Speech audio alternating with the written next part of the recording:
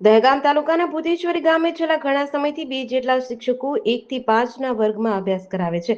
હાલ પ્રાથમિક શાળાનું નવું બિલ્ડિંગ બને છે, તેથી બહાર વિદ્યાર્થીઓને બેસાડીને અભ્યાસ કરાવવામાં આવે છે.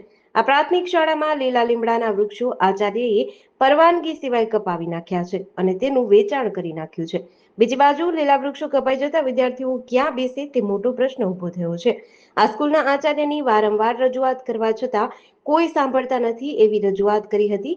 સરપંચ તરીકે વિદ્યાર્થીઓના ભાવિ અંગે વારંવાર રજૂઆત કરવા છતાં તેનું નિરાકરણ ન આવ્યું હોવાનું જણાવ્યું હતું. મારું નામ ચૌહાણ વિદ્યાબા દિનેશસિંહ છે. હું ગામ અમરાજીના મુવાડાની સરપંચ છું.